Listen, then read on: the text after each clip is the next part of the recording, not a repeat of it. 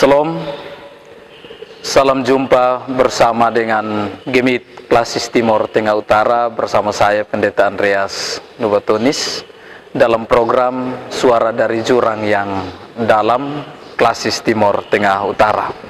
Kita akan ada bersama dalam perenungan di bawah terang tema menjadi gereja yang ramah kepada semua dengan pembacaan firman Tuhan yang terambil dari Kejadian pasal 18 ayat 1 sampai dengan ayat yang ke-10.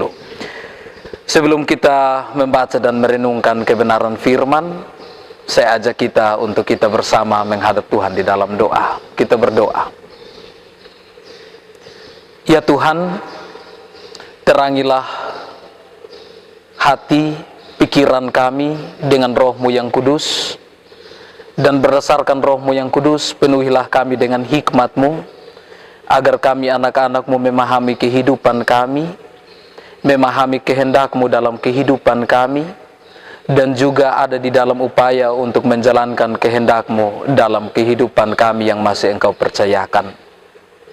Di dalam nama Yesus Kristus, firman yang hidup, kami berdoa. Amin. Pembacaan firman Tuhan terambil dari kitab Kejadian pasal 18 ayat 1 sampai dengan ayat yang ke-10. Saya memilih dua ayat untuk kita bacakan sebagai dasar perenungan pada hari ini, yaitu Kejadian pasal 18 ayat yang kedua dan ayat yang ketiga. Demikian firman Tuhan. Ketika ia mengangkat mukanya, ia melihat 3 orang berdiri di depannya.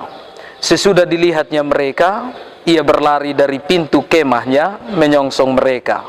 Lalu sujudlah ia sampai ke tanah serta berkata, "Tuanku, jika aku telah mendapat kasih Tuanku, janganlah kiranya lampaui hamba-Mu ini." Demikian firman Tuhan. Saudara-saudara yang terkasih dalam kasih Tuhan kita Yesus Kristus, seiring dengan perubahan zaman dan pergantian peradaban dari waktu ke waktu, nilai kehidupan umat manusia, termasuk di dalamnya nilai kehidupan kekristenan, mengalami pergeseran yang cukup hebat. Dalam budaya dan tradisi kuno, salah satu hal yang menjadi prioritas kehidupan yaitu bagaimana orang-orang yang hidup pada zaman kuno itu ada di dalam upaya untuk mereka menikmati kehidupan bersama yang penuh dengan cinta kasih. Dan itu juga tidak terlepas dalam kehidupan kita di bagian timur, termasuk di dalamnya di Pulau Timor dan pulau-pulau sekitar di Nusa Tenggara Timur. Budaya kita selalu terikat dengan salah satu ciri khas yang sangat membekas ketika kita mendengar cerita-cerita dulu dari pendahulu-pendahulu kita, yaitu bagaimana mereka selalu ada dalam upaya untuk selalu hidup saling mengasihi dan mencintai. Cinta kasih itu tidak saja kepada orang-orang sekitar, tetapi bagaimana mereka berupaya untuk merealisasi cinta kasih dan kehidupan yang penuh dengan keramahan itu kepada orang-orang asing sekalipun. Sehingga kita melihat banyak contoh orang tua kita yang masih hidup di dalam perkampungan-perkampungan adat misalnya, kepada orang-orang asing yang mereka tidak kenal sekalipun, ketika melintasi depan rumah mereka atau samping rumah mereka, mereka akan selalu menegur agar supaya kalau bisa singgah makan sirip pinang ataupun singgah minum air baru melanjutkan perjalanan. Hal serupa itu kita tidak lagi jumpai di dalam kehidupan perkotaan, bukan sekedar perkotaan-perkotaan yang metropolitan atau perkotaan-perkotaan besar, tetapi kita yang hidup dalam perkotaan-perkotaan yang dalam taraf berkembang sekalipun, pola kehidupan demikian sungguh jarang kita temukan. Karena seiring dengan perkembangan peradaban, rasa cinta kasih yang menghiasi kehidupan bersama kini digantikan dengan kecurigaan yang sangat besar. Dan inilah dua model kehidupan yang saya ingin bahas di dalam perenungan hari ini. Kalau kita berbicara tentang kehidupan di zaman kuno, zaman dahulu, ada dua istilah yang dipakai dalam pola kehidupan orang Yahudi pada waktu itu, yaitu istilah yang pertama, filosenia. Filosenia ini menggambarkan tentang bagaimana perasaan cinta kasih yang muncul dari seseorang kepada orang asing yang dia jumpai.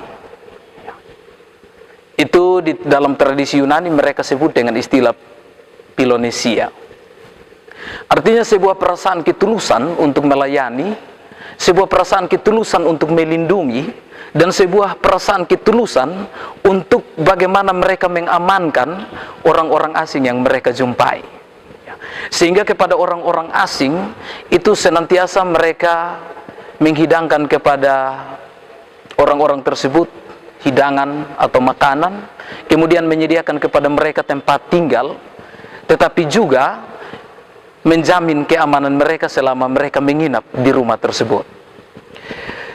Perbandingannya dengan pola kehidupan yang berlandaskan pada Philonesia, ada salah satu istilah yang sangat bertentangan, yaitu xenophobia, yaitu sebuah model kehidupan yang penuh dengan kecurigaan dan senantiasa menaruh curiga.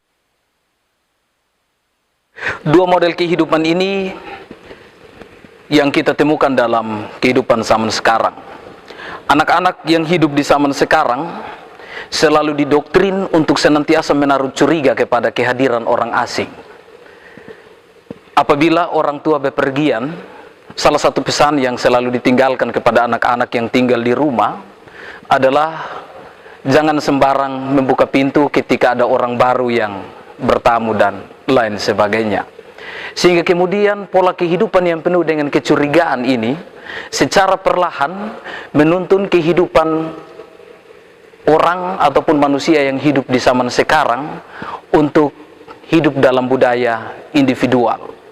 Tidak lagi mau peduli dengan orang lain, entah itu orang asing ataupun orang sekitar, yang bahkan hidup dalam sebuah tekanan dan mereka membutuhkan pertolongan ataupun kehadiran kita untuk melindungi mereka. Kita belajar dari kehidupan Abraham ketika dia dipanggil oleh Allah.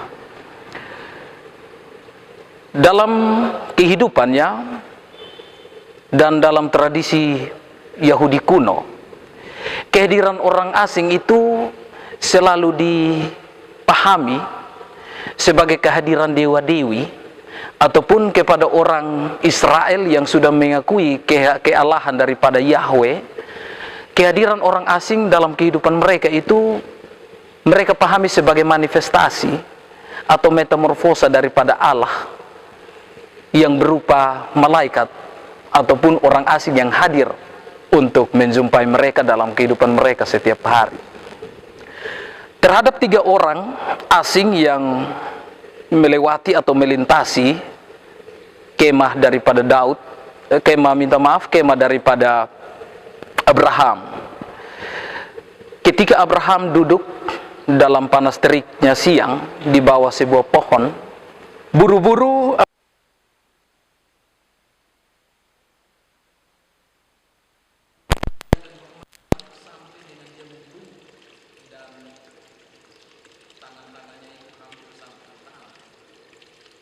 dengan harapan bahwa orang asing itu tidak cepat-cepat berlari, tetapi mengambil kesempatan untuk sekedar beristirahat di perkemahan daripada Abraham. Terhadap kehadiran ketiga orang asing itu juga, Abraham sudah paham bahwa itu adalah merupakan kehadiran Allah yang mengambil rupa sebagai orang asing untuk datang dan menjumpai Abraham. Dalam pemahaman demikian, kemudian Abraham menjumpai mereka dalam keramahannya, dalam sikap santunnya, agar supaya mereka bisa menikahi rumahnya. Dan tindakan Abraham itu juga sangat didasari kepada sebuah tuntutan kehidupan orang Israel, sebagaimana kita temukan dalam kitab Ulangan pasal 10 ayat 18, bahwa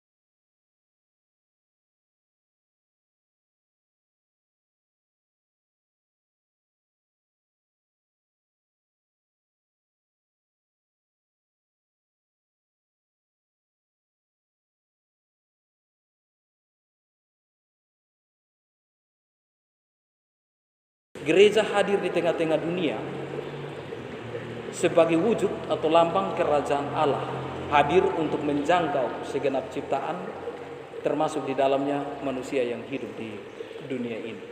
Oleh karena itu, sebagai gereja maupun sebagai warga gereja, gereja sebagai institusi maupun gereja sebagai individu-individu atau organisme, kita dituntun untuk bagaimana kita kembali menghidupkan budaya cinta kasih, budaya keramahan. Karena untuk minggu hari ini kita berada di bawah terang tema menjadi gereja yang ramah kepada semua atau hospitality. Dengan demikian, Bapak Mama, saudara-saudara yang diberkati oleh Tuhan kita Yesus Kristus, hidupkan kembali keremah temahan itu dalam kehidupan kita sebagai orang-orang beriman. Sebagaimana kita ingat bersama, ada sebuah slogan yang berkembang dalam kehidupan bermasyarakat, Anda sopan, kami pun segan. Artinya bahwa ketika kita menjalani kehidupan kita dengan santun kepada sesama dalam kondisi apapun, kita akan dihormati, kita akan disegani. Bukan oleh karena kita memiliki sesuatu yang sangat luar biasa, entah itu kuasa ataupun apa saja yang bisa kita pancarkan, tetapi oleh karena wibawa kita dibangun, karena kita hidup dalam cinta kasih yang cukup besar. Budaya inilah yang harus kita pelihara, budaya inilah yang harus kita hidupkan kembali. Perayaan bulan bahasa dan budaya Gemit tidak sekedar sebagai sebuah formalitas belaka yang kita lewati tahun ke tahun, setiap bulan Mei kita rayakan, tetapi ini adalah sebuah momen perenungan bagaimana kita kembali menghidupkan budaya-budaya positif, budaya-budaya yang bernilai agama, budaya-budaya yang bernilai manusiawi. Kita hidupkan kembali agar supaya kehidupan bergereja kita dia menjadi nyaman, penuh dengan kesejahteraan. Karena saya sungguh percaya ketika kita semua menghidupkan kembali budaya hospitality itu dalam kehidupan bergereja, maka saling curiga antara satu dengan yang lain tidak mungkin ada. Sakit hati di antara satu dengan yang lain sebagai sesama warga gereja tidak mungkin lagi ada.